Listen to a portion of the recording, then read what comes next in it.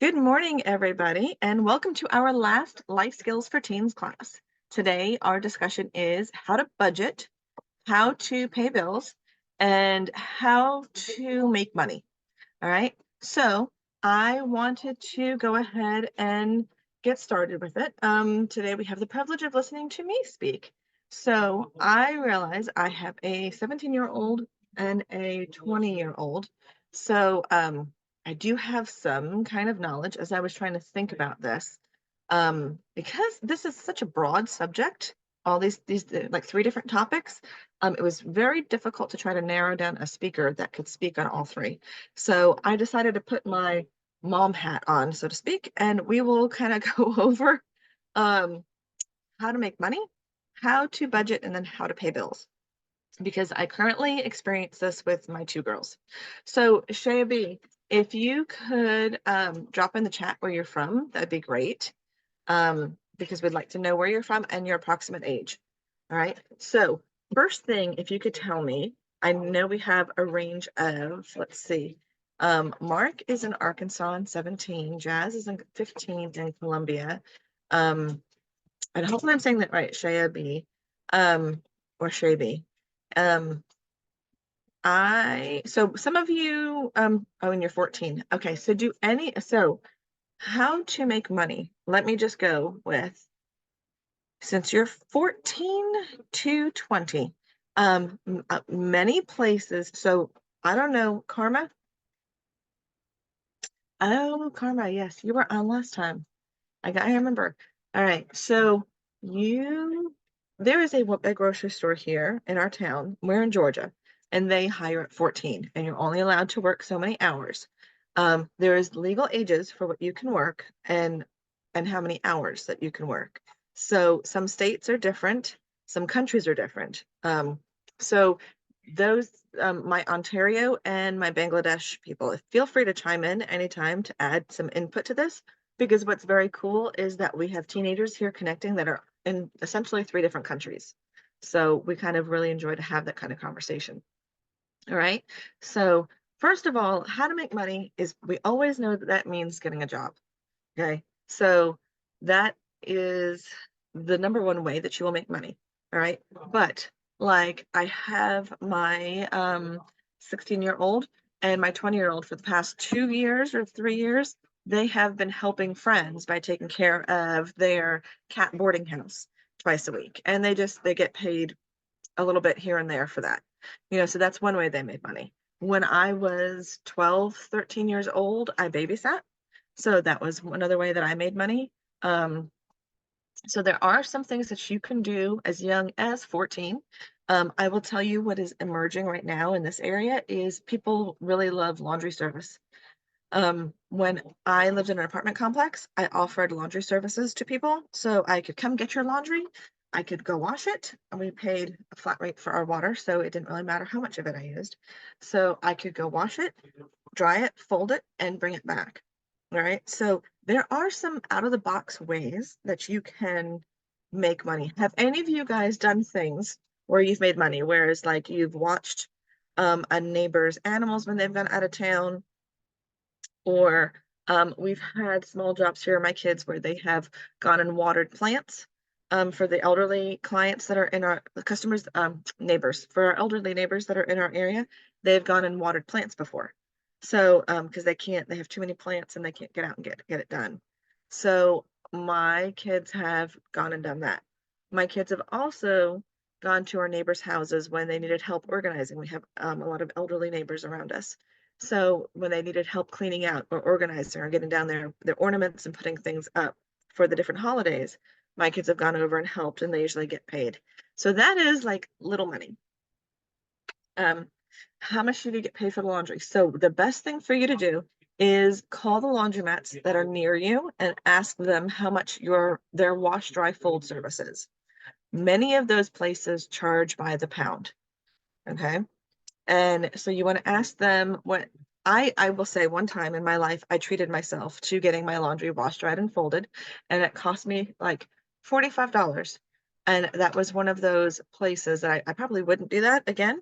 But there are people that do that on a regular basis because they don't have time to wash, dry, and fold. But in an apartment complex where it's really easy that I could just go over to somebody's place and I could even wash, dry, fold in their apartment if they needed me to. But even if it's $20 or $25, sometimes that is worth it, especially if I had a flat rate of water and I had more updated machines, so that is something I did for my kids so that they could make some of their own money. Because in my house, by the time you're about 12 or 14, you need to start learning how to earn your own money, and you need to start paying for some of the different things that you really want. Because money management is something that really needs to be taught, and a lot of younger kids are not, they're just able to get whatever they want. They are able to go and buy whatever they want. And then when they're cut loose in the world at 18, 19, 20, they have no clue of anything about money. So I want to, so can you guys tell me, or you can drop it in the chat if you don't want to say it. Have you done things in the past where you've been able to make money that you can, that you'd like to share that you've done? And I will say, one of my friends I grew up with, her brother started a lawn care service. And do you know he was like 15 years old and he was mowing neighbors' lawns. And then he ended up saving up money. He bought a better lawnmower. I'm sure his parents helped him as well. Then when he was driving, he got a truck and a trailer, and he, with the money that he saved up from mowing, and he got a truck and a trailer, and he was able to tow now his lawnmower to other houses. Do you know that he built an entire huge, he's in his 40s, he's in his late 30s, early 40s. He has a massive lawn care company in Florida because he started when he was 14, 15, started mowing neighbors' lawns. And he's massive lawn care business. So it can be done. All right. So Karma, you said you have a hobby / business. Can you share with us what it is? So I have a Zaya J's business, Zaya J's Happy Things, where I sell like some very cute and customized items to help spread positivity and happiness. Awesome. Very cool. Do you have a link for that at all? Do you have that on social media, or do you have that online? Do you want to put that in the chat so that we can help share it with others? Yeah, sure. The fact is, I don't have a website or Instagram. I only have YouTube. Okay, that's fine. YouTube is the thing that helps as well. So YouTube is great. And here I am. I also do a business. I used to do a business. I Okay. still do a job. So I'm a graphic designer and a host. So in online, Right. and I teach people physics and computer science. I'm a second year student, so You I like teach to do you teach that. so do you tutor? You like tutor in physics and computer science Yeah, also a graphic designer. and a graphic designer. Yeah. Very cool. All right, So so if you want to, basically, for example, Karma said that she doesn't have a Instagram and all the thing like that. right, I make the thing. I got you. So maybe as teens here together on this call, you guys can help one another just out of the kindness of your hearts to, help each other grow, which that would be like very cool. So Karma, if you could put a link to your YouTube in the chat, that'd be great. And Farhan, if you could put a link I'm sure you have links to things. So if you could put those in the chat too, that would be really great too, so that we could get to see what they are. All right, and let me let Carol Brown in. Okay. I would like to help Karma with her Instagram account if she doesn't mind, because I have the expertise and all that. I think that would personally be great, but I'll let you guys handle that. Like if you all right, so Karma, there's your link. And then Farhan, if you would like to put a link in there, you can. Or if you guys would like to put your emails in the chat, you can. That way you guys can share emails. So okay.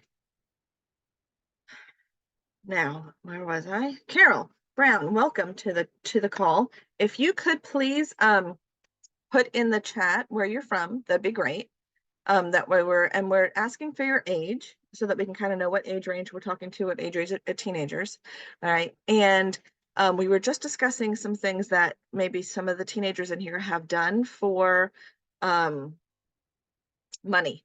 So if you could, you know, share if you've done anything so much like babysitting, lawn care, and I figured, yeah, I figured you might be the mom that's, all right, so babysitting, lawn care, different things that we've done to kind of create money. So that we can kind of do as teenagers, because we kind of went over the fact that in my house, my children have to start earning some money on their own so that they learn how the world works. Um, so, and having them be able to have the ability. So I will just give you this one example. Is one time I gave my girls each $50 and said, this is for clothing, you know, and you know, because they have their own money as well. And they were at the store, and one of them, you know, I said to them, what we do is you buy, you know, there's clearance items at the store in fall for summer. And there's clearance items in the summer for fall or winter. So you buy your clothes during the off season so that you buy things on sale and you get to save money. All right. So I let them know, like, you will buy, you know, there was some shirts that they wanted to get, and there was things that it cost more than $50. And they said, Mom, can you help me? Can you give me like 10 more bucks? And I said, I would love to help you, but I really can't, because life is not going to do that. I said, you will have as much money as you have, and then that will be it. And that, you know, so you have to make a choice which shirt you want, you know. And the mom in me wanted to go, yes, I'll give you $10 more. Here you go. Get the two that you want, because I like them both myself. But in raising a young adult and an adult that's going to live in this world, if you don't have it, you don't have it. So you can't spend it. All right. In our last life skills class for teens, we went over how to use credit cards. So, I mean, that in that case, if you had a credit card and you were independent, you had your own credit card and you wanted to go ahead and put something on that, you could, you know, but if you don't have it, you don't have it. It's just pretty much how it works. All right. So I'm going to go over now just some things on jobs. All right. And being that I have a 17 and a 20-year-old, we kind of have these conversations. So I'm going to tell you that there are jobs that are out there that are just, so we are taught a lot in this country that get, you know, you go to school, you go to college, you go get a career. Years ago, our grandparents had careers. They worked at one place for 20, 30 years. They retired from it. Okay, we don't do that a lot now. Now we do a lot of moving around. We do this job, then we do this job, then we do this job. And a lot of times that's still okay while we're young. But as we're getting older, that you want to have something that you are good at, that you do, and that you can continue doing. All right. So I'm going to talk about jobs. So I've had, I fostered teen girls for a while. And so I had one that got a job at McDonald's. And my oldest has a job at a restaurant, and she's had a job with a caterer in the past. All right. So there are jobs that will take out your taxes, and there are jobs that won't take out your taxes. Last year, she had a job that she was in an independent contractor for, so she didn't have any taxes taken out of her income. When tax season came, she ended up owing $200, $300, and it killed her. She was like, oh my God, I can't believe I have to pay the government money. But she did. All right, so this year she got a job where she had taxes taken out. So the employer takes out the taxes. So this year she should probably break even or get a small refund. All right, so there's those are two different kinds of jobs. One is a 1099 independent and one is a W-2 job. Okay, so 1099 independent, like working for yourself, like Karma does or Farhan does, those are independent workers, right? You're in charge of tracking your income and paying your taxes. All right, especially in this country, that's what we do, right? So you're in charge of all of that. Sometimes under a certain age and under a certain limit, you don't have to pay anything, but technically this is what you're in charge of. All right, so that's one thing to know. There's two differences: 1099s and W-2 jobs. Okay, Then there are jobs like when my daughter, one of my foster children got a job at McDonald's.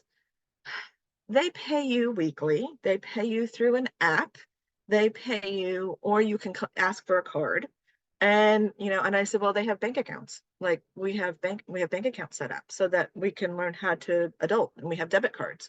And they said, oh yeah, you don't need any of that with us. We don't need banks. We don't need this and that. Right. Those types of jobs are designed not for a long-term employee. Many times jobs where they set up payment systems and they have pay cards and they have different things. Many times those types of jobs are not designed for you to be there long term. When you get paid weekly, they are hoping kind of to keep you going. There's people that can't budget and can't live without being paid weekly.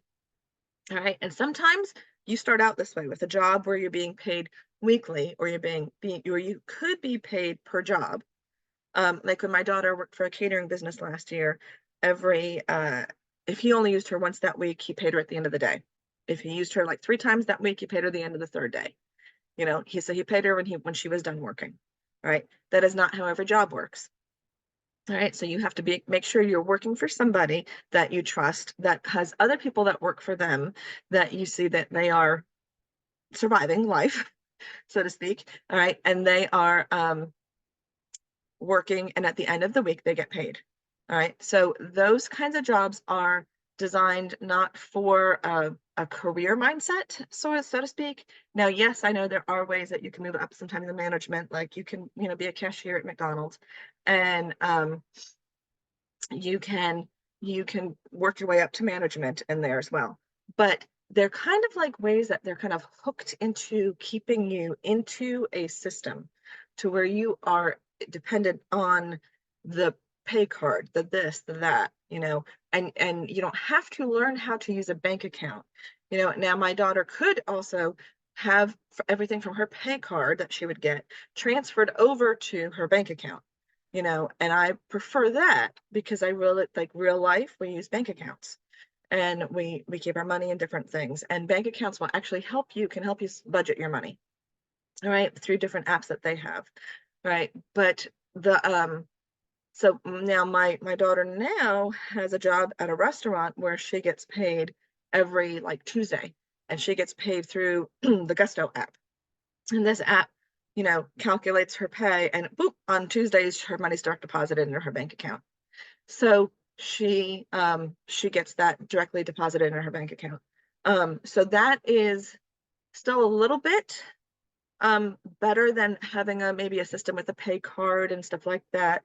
You have to remember, if you go back to the credit program we did last month, having like a bank account helps increase your credit score. Right. So home ownership, vehicle loans, things like that are impacted by your credit score. How much your auto insurance is dependent on what your credit score is. So you want to use the system that's going to help increase your credit score and increase your worth. All right. So then there are jobs that pay you at the end of a day, and those are like labor ready. Those are labor jobs. Those are usually labor intensive jobs. They pay you at the end of the day. If you don't come back the next day, that's usually fine. All right. Those are designed for one day workers. All right. So then there are jobs that pay you 26 paychecks a year, and you get paid every 2 weeks, and there's a whole pay cycle, and they cut you a check, or they might direct deposit into your bank account. Those are jobs that are like the everyday jobs that can be more career oriented jobs. All right. So those are ones that you would apply for, that you would interview well for, that you might have 2 or 3 interviews on, and then you would get, earn your income, and, and sometimes depending on when you start, you won't get paid for 2 weeks, or sometimes you might not even get paid for 3 weeks. If you start the week everybody's getting paid, it's going to take you that week plus usually 2 more weeks before you get a paycheck. So sometimes it's necessary to work a job that you can save up for, so that you have enough to last 3 weeks before you have before you get a paycheck. But when you get your paycheck, it's going to be larger, than what you've experienced in the past. All right. So I've had 1099 jobs in my life. I've had W-2 jobs in my life. I've had a couple of different kinds. The best job that I did get, actually, is I went to another way you can get a job is if you go to a recruiting office. All right. So there are different in this country. I don't know about other countries, but there are recruiting offices.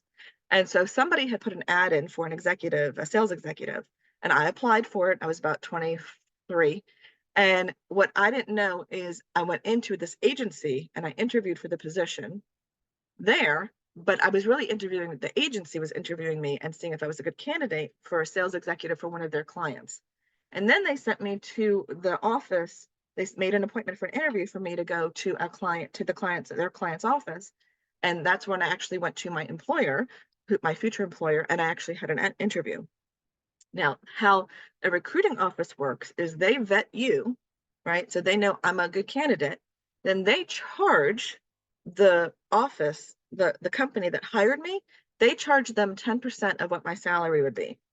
So they charge them $2,500 to hire me because which is kind of like a crazy kind of deal, but they had 90 days to make sure that they liked me, and then they could keep me. And then if they kept me, then they paid the $2,500.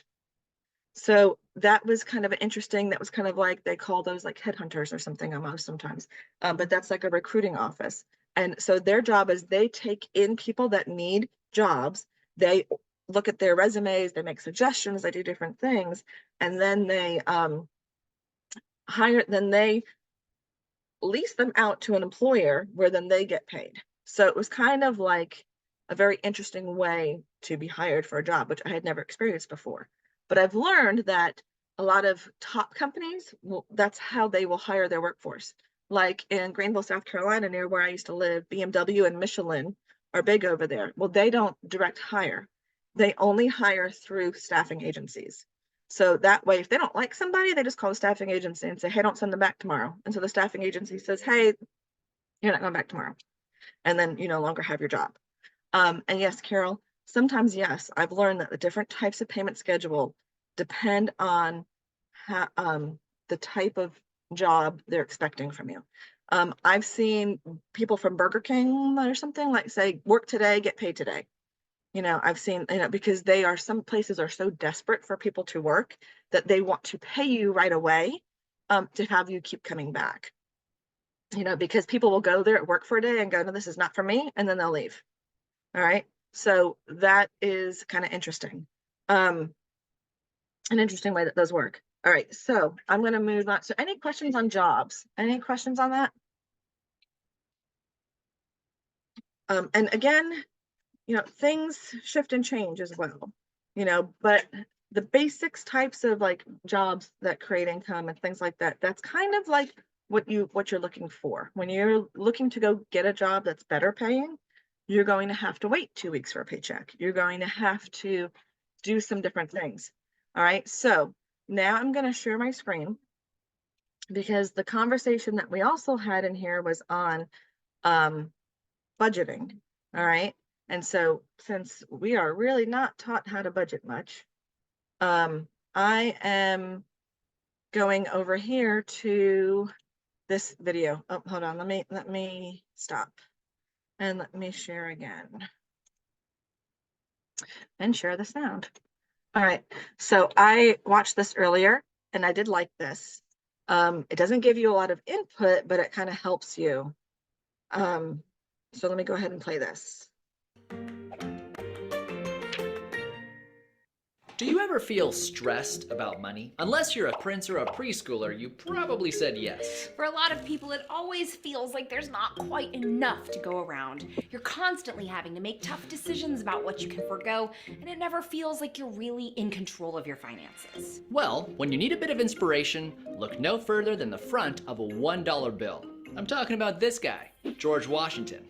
Besides being the first president of the United States, General George Washington was the commander of the ragtag Continental Army during the Revolutionary War. He must have felt like he never had enough soldiers to go around, but by making a plan, he was able to lead that army to victory over the greatest fighting force in the world. You can take a cue from George by becoming commander-in-chief of your finances. Each one of these is a soldier in your army, and your battle plan is a budget. I know, the word budget makes most people want to go AWOL. In fact, according to a 2016 Gallup poll, only 32% of couples keep a written budget of any kind. But if you were a soldier, would you want to follow a general who was making it up as he went along? A lot of people tend to think of budgeting as prediction, estimating what you'll make in future months and how you'll want to spend it. But the most effective budgets work exclusively with present dollars. After all, you can't give orders to soldiers that don't exist. So the size of your army is only how much money you currently have in your bank accounts. And as general, your role is to give every last one of those soldiers a job to do. So if you have a total of $10,000 across all of your accounts, you need to decide how much of that you're going to spend this month and how much you're going to set aside for savings. Before we can decide how much we want to spend, we need to know how much we're spending now. Print out your last 3 months of bank statements and put each expense into one of 5 categories. Essentials. These are the things you can't do without. Rent, utilities, groceries, gas, car payments, health insurance, anything you need to live or do your job effectively. Security. These are expenses that increase your financial stability, like building emergency funds or paying off debts. Don't double count credit cards in this category though. If you use a card to buy groceries, that expense should go in essentials. Goals. This is money you set aside to achieve big life goals, like saving up to buy a house, starting your own business, or taking a special vacation. Lifestyle. These are expenses that help you navigate your social world. Personal grooming and apparel, gifts for friends and family, gym memberships, even pet needs can go in here. Discretionary. This category is all about treating yourself. Going out to dinner, renting a movie, buying a video game, or getting a massage. Everyone has their own priorities, but think of this as a good battle plan template, with the most urgent needs at the top and the more flexible ones towards the bottom. Now that you know how much you generally spend on these categories, you can start assigning your soldiers to next month's duties. Unless you're living paycheck to paycheck, you probably have some money left over. But don't let those soldiers just sit around. Decide what you're saving them for. Is it an emergency fund or a Hawaiian vacation? Savings that have explicit purposes are a lot harder to steal from. Congratulations, you've made your first month's budget. Now how do you make it stick? Number 1, write it down. You can use a spreadsheet, an app, or good old pencil and paper. But no general ever won a war by keeping all their strategy up here. Number 2, update it. Conditions on the ground will change, so re-strategize at the beginning of every month, and you'll have new soldiers to deploy in next month's battles. Number 3, use advanced technology. Thanks to the dozens of budgeting apps you can download for your phone, no one has to keep a checkbook longhand anymore. This can be especially helpful for discretionary spending. Now you can know right away whether you can afford that Weird Al album on vinyl. So how do you know you're budgeting correctly? Well, the most obvious answer is that you're less stressed. Imagine enjoying a dinner out without worrying about whether or not you can afford it.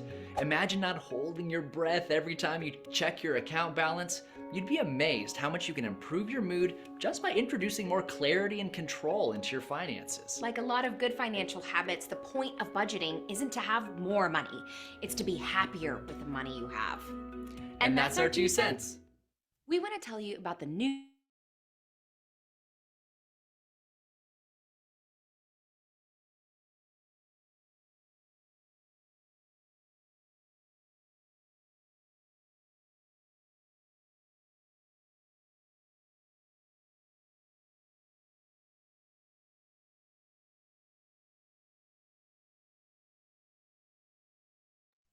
Thanks. Yes, I should see that I'm on mute. All right, so I saw that, I liked that video, but it didn't give you like specific numbers and things. So I'm gonna share here. There is, let's see, this was the page that I was on. All right, so there's for budgets, all right? There is a rule of thumb, and I like the way that this was put out. There's the 50-30-20 rule. All right, it suggests that you allocate your budget 50% to needs 30% to wants, and 20% to financial goals. That would be like savings or something, other things like that. All right, so growing up, we usually had the 60-40 rule, and I don't know why it says 80-20, but it suggests that 20% of your income every month, that you save that, and that the other 80% goes to needs and wants. All right, so it would break it down to housing costs, food, transportation, giving, and insurance. Now, I will tell you, from in my life, most of everything that I had ended up going into a needs category. So, and especially right now, with the way the housing market is and the way rent is, it's very tough to try to think of your housing cost being about 25 to 30% of whatever your income is. All right. And with the way food has gone up, it's kind of tough to imagine food being between 10 and 20% as well. All right. And transportation, giving, and insurance are probably pretty okay in those areas. All right. But what I liked is there is, and I'll put the link to this here. There's a NerdWallet, which this was brought up in the other class we did. And this is your 50-30-20 budget calculator. So I asked my daughter what her income is, because she's works at a restaurant. She gets $11 an hour, and what she makes. So we figured out she makes about $640 a month. So I put it in here, and I let her know that her necessities should come to about $320. So that would be her car insurance. That would be her phone. That would be fuel. So fuel, car insurance, and phone, I think for her would fall under her necessities. So her wants, this is where she wants to go to Chick-fil-A, wants to go to Starbucks, wants to go get a pair of shoes or a pair of pants or something like that. That would be wants. So then I told her it's possible for her to actually save $128 a month and put it into savings. Or when she gets a credit card, for her to use that to help repay any debt. Since her college is all on scholarship and done. So I thought this was interesting to look at. So if you could put, $2,000, if that's what she bought, that's what you got per month. So your necessities, so that would be, you should plan for being about $1,000. Your wants about $600, and then your savings and debt repayment would be about $400. All right. This would be, so necessities would be, remember, this is electricity, rent, utilities, so that's like water, if you have to pay for water somewhere, or gas, if you have to pay for gas for heat, then cell phone, auto insurance, car payment. So like this, and it brought out, when I was looking at something, that sometimes this might be greater right now, depending on where you live and what your housing market is, that it might dip over into some of your wants. For me, I always had very little wants, so everything went into my necessities. I very rarely had to buy clothes, and I very rarely went out to eat, and I very rarely did certain things, but that's where this fell into. And probably not a great job at all at doing any kind of savings. We're not really taught to do much for savings growing up, but I can tell you, when you're starting to hit your 40s, it's kind of like, crap, I really should have saved more. You really kind of get that was a valuable kind of resource. But I enjoyed this. And I thought, if you had, let's say you took in, the business, if you worked on your own and did lawn services or something and did $500 a month, that means you should try to put in $100 a month into savings. You should be able to take care of about $250 worth of your own bills, right? And then for fun money should be your wants, and you should have about $150 for that. All right. Yes, you're welcome, Carol. Yeah, nerdwallet.com. So I'm going to put that right in here, this whole budget calculator, because I really enjoyed looking at that. And I thought, oh, yeah, I should probably sit down and go through that again, because here, this is where it's showing you your housing, food, transportation, basic utilities, insurance, minimum loan payments. So that would mean if you were paying on a credit card, that would be your minimum loan payment on your credit card. And then anything beyond that goes into your other, anything beyond that would go into the debt repayment bucket, so that you could have for savings or debt repayment. And then there's childcare or other expenses that need to be covered so that you can work. All right. And then your 30% of your income is your wants. So that's monthly prescriptions, travel, entertainment, or meals out. All right. Let me go ahead and mute. All right. So that would be, and then 20% is your income. So you need to start growing an emergency fund. So your emergency fund should technically be 6 months of your income.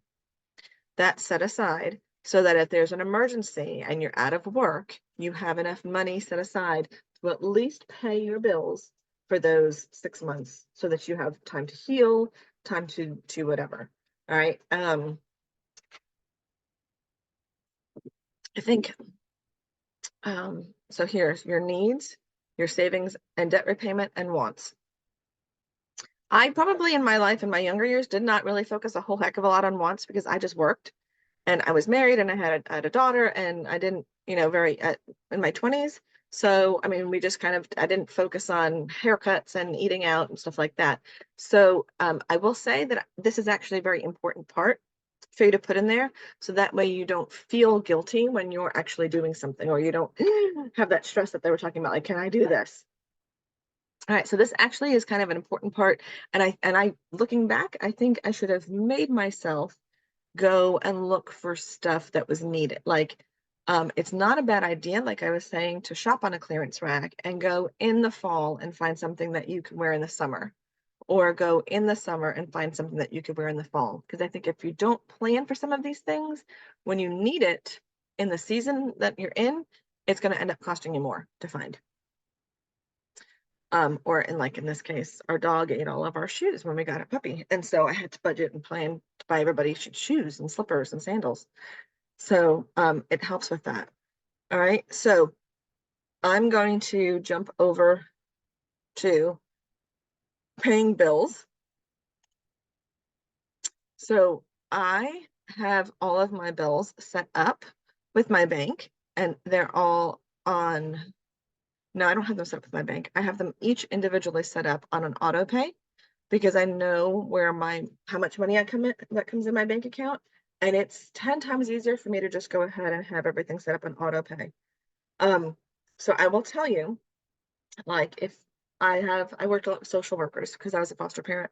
So I had social workers. Let me stop. So first I want to just tell you that there's all these different best expense tracking apps. There's all kinds of personal finance apps. So I would recommend that you probably download an app. I can't really tell you which one was best. I think it's good to probably download something. I used to have friends that they tracked every dollar that they spent for a whole month or two to know exactly where all their money was going to first. And then they set up their budget to know how to take care of it. All right. So let's go to paying bills. So when I used to work for people with the state in South Carolina, right, they got paid on the 1st and they got paid on the 15th. So it's very important to take a look at your due dates for things.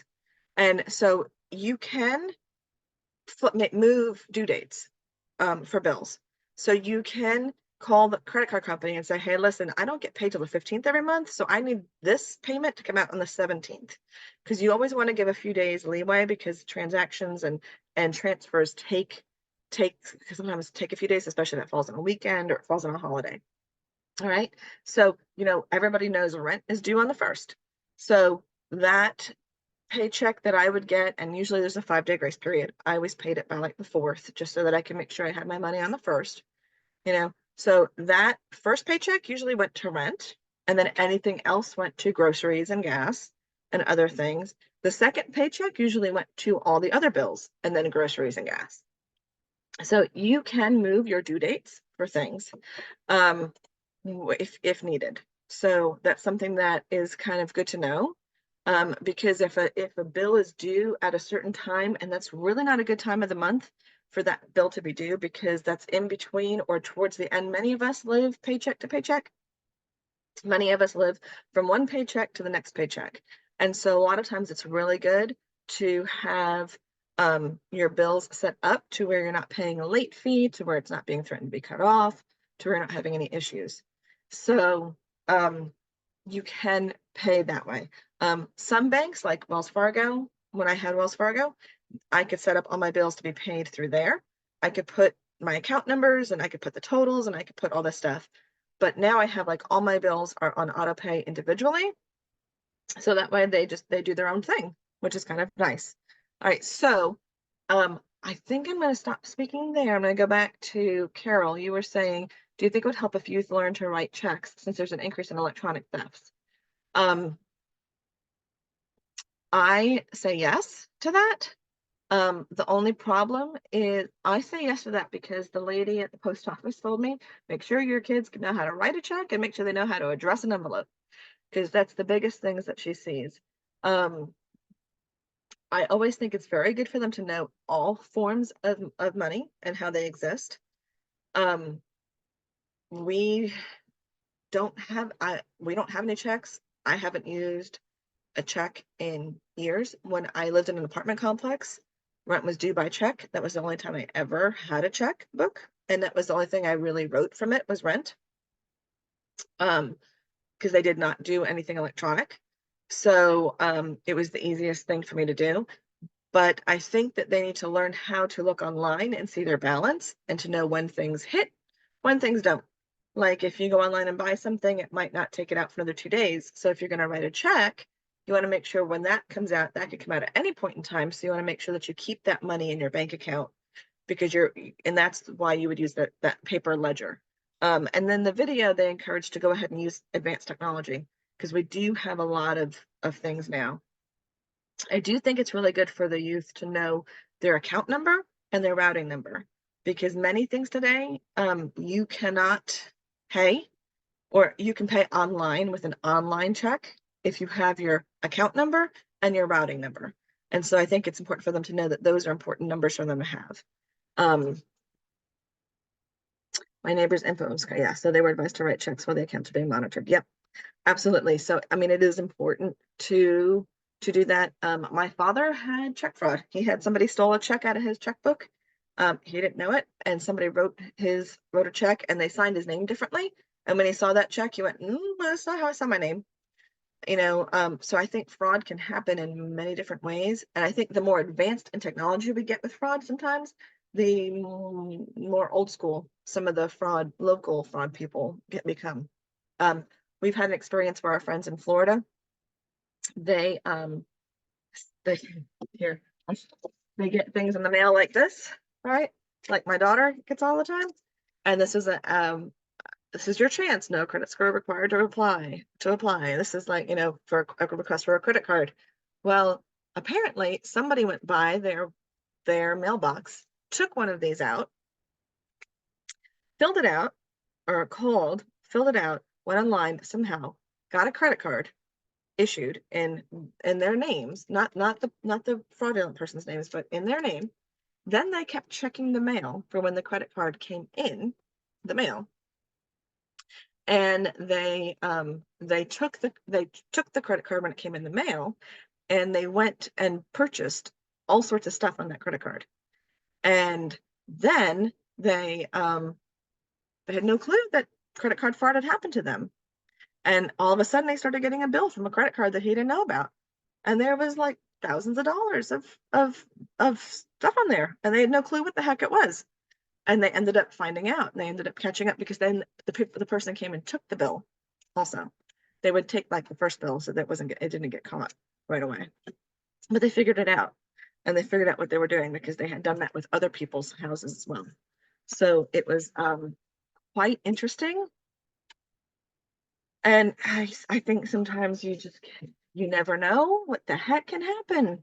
And I was like, are you serious? That is insane, because they did catch the person, and they figured out that was the method that they were using, that they would go by and pull people's things and get credit cards, and then go by and get the credit card out of the mailbox. Like, it's insane.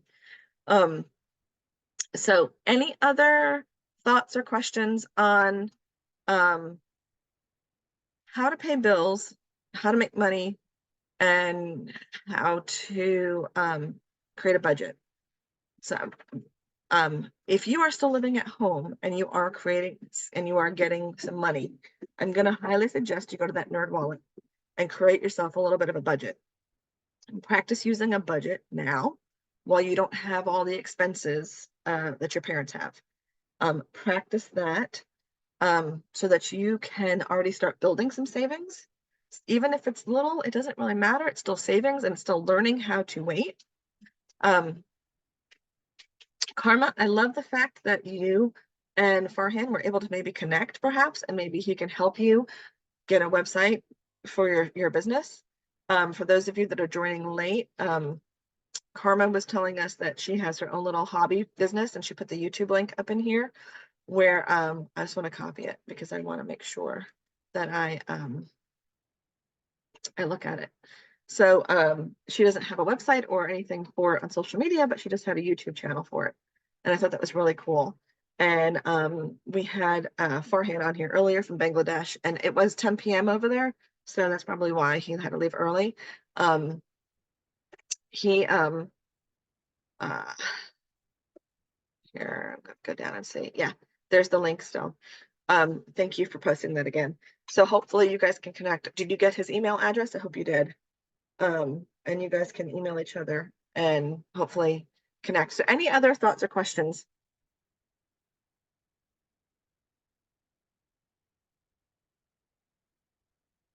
All right, see you later, Karma. I'm going to take a look at your information, your YouTube channel. All right, so in this, if there are no other thoughts or questions, I just want to say that this concludes our last Life Skills for Teens class. I don't think we're going to be doing this in 2024. We'll see. We may bring it back, but this would conclude it. And I want to thank you guys for joining us today. And we will post a thank you to everybody that has joined us this whole past year as well. All right.